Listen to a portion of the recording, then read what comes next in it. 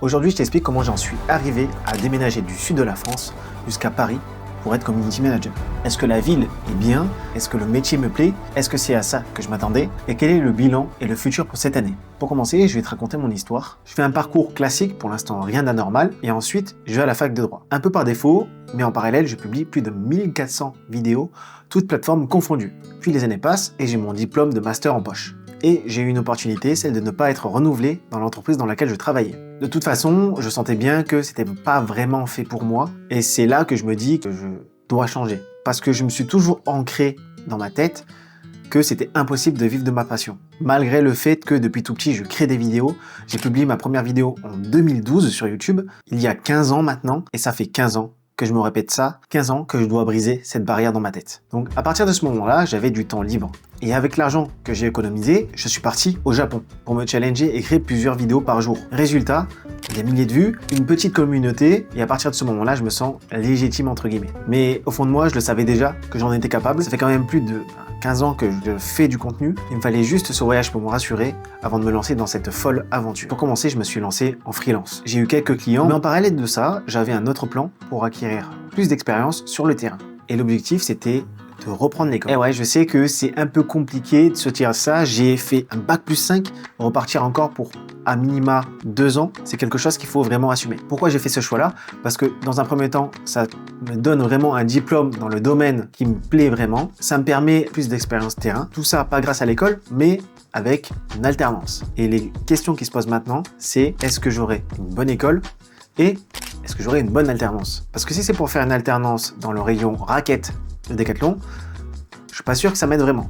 Le but là, c'est vraiment de rentrer dans des écoles de commerce, pas des écoles de communication, pour plusieurs raisons. Les écoles de commerce sont plus réputées que les écoles de communication, en tout cas sur le CV de manière générale. Puis j'ai pas envie d'aller à l'école pour apprendre des choses que je sais déjà. C'est-à-dire que je sais déjà créer du contenu, je n'ai pas envie de reapprendre les bases de la vidéo, les bases de la photo. Certes, il y a des projets qui suivent avec ça, mais je préfère acquérir des compétences qui sont externes et qui sont totalement lié à l'entrepreneuriat, le business, etc. Ce qui est totalement dans les cordes d'une école de commerce. Parce que c'est bien beau de faire des beaux projets, mais si on n'arrive pas à le vendre avec des compétences justement d'acquisition de clients, etc., c'est plutôt compliqué. Donc je passe les concours. En vrai, ça me prend pas mal de temps. C'est quand même une charge en plus. Du coup, ça a influé un peu sur mon travail en freelance. Et ensuite, il fallait que je trouve une alternance. Il faut savoir que du coup, à ce moment-là, j'étais dans le sud de la France. Et que dans le sud de la France, les alternances en communication liées à l'influence, liées aux réseaux sociaux, etc., et c'est plutôt compliqué à trouver. Et s'il y en a, c'est plutôt des trucs de type petit restaurant qui veut faire la com et pas qui a pas un écosystème structuré autour de la communication, mais plus d'autres choses liées à leur business qui est, on va dire, tout à fait normal. Mais en gros, il n'y a pas de pôle communication. Du coup, ce que j'ai fait, c'est que j'ai commencé à chercher à Paris, sans trop vraiment savoir les conséquences qui allaient arriver, les responsabilités qu'il y a, les choses à faire qu'il y a quand on décide de déménager, d'aller loin, de vivre à Paris, parce qu'il y a plein de spécificités à Paris. Et l'avantage, c'est que du coup, à Paris, il y a beaucoup plus d'offres, et les offres sont beaucoup plus complètes, entre guillemets, en termes d'expérience et de postes. Et je postule à plein d'alternances, notamment sur le site Welcome to the Jungle. C'est là où toutes les entreprises, enfin la majorité des entreprises parisiennes publient des offres d'annonces, que ce soit en alternance, en CDI, en CDD, etc. Et j'ai plusieurs entretiens. Le premier entretien, c'est à TF1. En tant que community manager et monteur, on me demande tout simplement de faire un cas pratique, ce que je fais. Donc on m'envoie une vidéo, je monte la vidéo, je fais les sous-titres, tac, tac, tac, tac, je fais plein de trucs. Je suis rappelé, je repasse un entretien et au final, j'ai pas été pris. En fait, je voyais ça un peu comme la chaîne, je sais pas comment dire. Vraiment, c'est tu arrives, tu produis, on t'envoie plein de vidéos, hop, tu montes, tu mets sur les réseaux. C'est bien beau parce que c'est TF1. T'es en mode, ok, mais peut-être qu'il faut un truc un peu plus polyvalent. Et c'est là où intervient une deuxième entreprise qui cherchait un community manager. Et cette fois-ci, j'ai passé pareil, un cas pratique. J'ai passé énormément d'entretiens avec les fondateurs de l'entreprise, avec les personnes de la direction artistique. Là, du coup, j'apprends qu'il y a un pôle communication, donc avec un monteur, un graphiste, quelqu'un à la DA et quelqu'un au marketing. Donc, on a vraiment un pôle assez complet. Et là, je me dis, l'expérience a l'air un peu plus intéressante, même si l'entreprise est plus petite, plus naissante comparé à TF1, et les événements qu'ils font, parce que c'est de l'événementiel, sont plutôt cool. Après ces entretiens, il y a eu quelques mois de flottement et j'ai eu une réponse, et elle était positive. Je réponds positivement, là, c'est vraiment le nerf de la guerre. C'est autant chiant de trouver un appartement que trouver une alternance. L'appartement, c'est un peu plus compliqué parce que vraiment, c'est encore plus la guerre. C'est compliqué de trouver un appartement parce qu'il n'y en a pas beaucoup. Et moi, bah, je touche pas grand-chose parce que à ce moment-là, je suis en freelance. Donc pas beaucoup de revenus. Donc c'était compliqué, mais vous allez voir que j'ai eu un petit peu de chance aussi. Enfin, j'envoie mon dossier à plein d'appartements, à plein d'annonces. Il y a beaucoup de fake. Et à un moment, je tombe sur une annonce. Et en fait, moi, il faut savoir que du coup, je ne suis pas à Paris. C'est-à-dire que sur les annonces, ça se fait rapidement. Ça veut dire que l'annonce, elle est diffusée le jour même. Tout est booké. La visite, elle est le lendemain. Il faut venir à telle heure et voilà, c'est fini. On me répond, on me dit, ok, il y a des places et tout pour la visite. Et le truc que je me dis, c'est que j'ai des potes sur Paris, ces potes-là peuvent me faire la visite. Donc, je demande à un pote qui fait du télétravail le mercredi et le vendredi. Il me dit, s'il y a des visites, pas de souci, je peux y aller. Du coup, j'ai cette annonce-là qui est sur le tas. Et à ce moment-là, la visite, elle est jeudi. Du coup, je dis au mec, est-ce qu'il n'y a pas des créneaux vendredi? Il me dit, non, il n'y a pas de créneau, mais s'il y en a, je vous recontacte. Et là, je sais très bien que c'est mort. Du coup, je rappelle mon pote et je lui dis, bon, ok, voilà, il y avait une visite et tout, mais bon, je suis pas sûr et tout. Mais toi, c'est toujours bon les visites le vendredi et le mercredi et tout, pour être sûr? Il me fait, oui, sauf cette semaine, je suis pas en télétravail vendredi, mais en fait ça a été décalé, mon télétravail a été décalé jeudi. Je lui dis mais attends mec, la visite elle est jeudi. Du coup je renvoie un mail au mec, ou je l'appelle, je sais plus. Je lui dis bon, je peux faire la visite, quelle heure? C'est quelqu'un d'autre qui viendra. Mon pote, il vient, il fait la visite en FaceTime, tac tac la visite, et le plus important dans une visite, ceux qui veulent un appart, c'est vraiment de sucer l'appart. C'est vraiment complimenté, mais par rapport à ta situation. C'est pas la fenêtre est belle ou la vue est belle.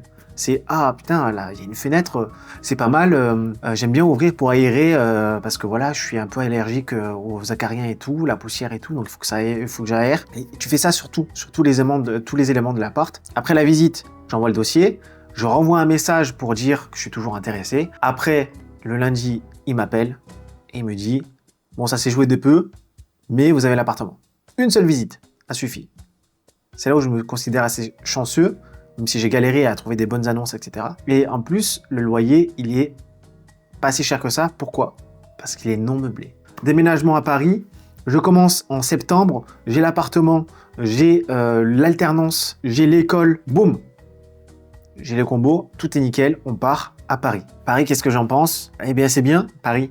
C'est bien parce que tu as tout. Et maintenant, vient les premiers jours en entreprise. Les premiers jours, nickel, bonne ambiance et tout. On m'installe. C'est très découverte. Au début, tu as beaucoup la hype. Tu as cette énergie de début d'année, en fait. Pareil avec la rentrée avec l'école. Tu as cette énergie qui avance, tu vois, t'es vraiment bien. Surtout, c'est la découverte. Tu découvres plein de trucs, comment ça fonctionne, qu'est-ce qu'ils font, comment ça s'est bien passé les premiers jours. J'ai fait des posts, voilà, pour me mettre en route, comment fonctionner, parce que du coup, en fait, le poste community manager, il n'y en avait pas avant. Donc, je suis le premier sur ce poste-là. Et donc, il fallait trouver un équilibre au début qui était facile à apprendre en vrai, parce que, voilà, on me dit de faire des posts, je fais des posts. On me dit, tu les fais sur Canva. Bon, moi, je faisais tout sur Photoshop. Mais Canva, en vrai, c'est cool parce que c'est pratique, c'est maniable, tu peux partager, etc. Je vous raconterai mon expérience dans une autre vidéo. En tout cas, je vous ferai une vidéo sur un des salons, un des événements que mon entreprise organise pour vous détailler vraiment ce que j'ai fait sur place, mon ressenti, etc. Parce qu'en fait, je suis arrivé dans un moment où c'était vraiment le rush parce que l'événement arrivait dans 1 mois et demi. Donc, je suis arrivé en plein dans le train en marche. Fallait s'accrocher pour rattraper les wagons, pour raccrocher les wagons. Mais ça allait, franchement. Donc, à la suite de cet événement, on a eu plutôt des retours positifs sur la communication, parce que voilà, il faut savoir qu'on a quasiment doublé le nombre d'abonnés depuis que je suis arrivé sur Instagram. Donc c'est plutôt pas mal. Et du coup, le temps de m'installer, de me faire au train, redescendre aussi dans le sud de la France pour les cours, 1 semaine par mois, ça demande pas mal d'énergie. Et moi qui comptais en fait de base relancer des vidéos sur mon compte Instagram, c'est tombé un petit peu à l'eau. Et du coup, vers début décembre, fin novembre, je me suis dit bon, il faut que je m'y remette. Là, je restructure tout, toute la manière dont je réfléchis pour créer du contenu. Et le but, c'était vraiment de repartir à zéro à partir de début janvier. Et ça passe forcément par une stratégie de contenu, une meilleure organisation. J'ai refait mon site, j'ai refait ma DA. D'ailleurs, s'il y a un sujet qui t'intéresse, tu peux me le dire en commentaire. Peut-être que j'en ferai une vidéo détaillée. Et je me suis rendu compte que vraiment, c'était trop conséquent de produire un truc qualitatif à tourner par exemple avec la Sony que j'ai actuellement, parce que ça me prenait vraiment beaucoup trop de temps au montage, et surtout que mon PC du coup commence à plus trop faire tourner les rushs de vidéo parce que les rushs de caméra sont beaucoup trop lourds. Parce que là je repartais sur une stratégie de 4 reels par mois avec la caméra, etc. Et je me suis dit mais ça peut pas continuer parce que ça m'a pris allez, ça me prend 10 heures au total pour ces 4 vidéos, donc 2 heures par vidéo. C'est énorme, j'ai pas le temps pour ça, j'ai un 35 heures, j'ai les cours, j'ai les examens, j'ai le freelance à gérer à côté, donc j'ai pas beaucoup de temps. Du coup, je me dis, faut changer ma manière de faire et je vais le faire au téléphone, avec l'iPhone. Très dur pour moi, parce que dans ma tête, j'ai eu beaucoup de barrières au début. Dans ma tête, je voulais tout le temps faire de la qualité. Et pour moi, filmer à l'iPhone, c'est bien, ça dépanne, mais dans ma tête, j'étais trop un puriste. Et du coup, je me suis dit, je fais tout à l'iPhone maintenant et tout. Et le truc, c'est que j'ai un iPhone 13. Et l'iPhone 13, je sais qu'il lag. Je sais qu'il est en fin de vie. J'ai 3 heures d'autonomie de batterie par jour. Je suis tout le temps branché sous chargeur. Il est temps de changer. Et j'ai pris l'iPhone 17 en classique, pas en pro. Je vous détaillerai peut-être pourquoi j'ai pas pris en pro, mais en gros ça suffit largement pour faire mes vidéos. Et je me dis je vais tout faire au téléphone. Pour moi le minimum c'est belle colorimétrie, sous-titres et musique plus un peu de SFX. Et le but c'est de tous ces éléments-là le mettre au minimum. Je fais un glisser-déposer sur la colo, je règle quelques petits trucs. Les SFX, je me suis restreint à quelques-uns. La musique, ça va être quasiment tout le temps la même. Donc voilà, on est vraiment sur un truc base, mais avec une très bonne qualité par rapport au temps passé. C'est-à-dire que là, je passe à peu près entre 30 et 45 minutes grand max par vidéo. Avant, j'en faisais pour une vidéo 2 heures. C'est-à-dire que là, je suis 4 fois plus productif. Et là, je me dis, ok, je peux produire plus. Donc je vais faire 4 reels par semaine, donc 16 par mois, au lieu de 4. Et ça, c'est le minimum. Je pense que je peux pousser encore plus loin si je taffe encore un peu plus. Mais à voir comment ça se passe. Comme je dis toujours, poste et ajuste après. Et le truc, c'est que là, du coup, je suis vraiment qu'au début de mon aventure ici en tant que community manager. Et je sens que le meilleur va arriver, en fait. On n'est pas encore au best, là, on n'est pas encore au prime. Et en fait, j'ai tellement hâte de vous montrer tout, en fait. Je compte aussi poster 1 fois par semaine sur YouTube. Donc, on se revoit la semaine prochaine. N'oublie pas de t'abonner pour suivre l'aventure. Ciao!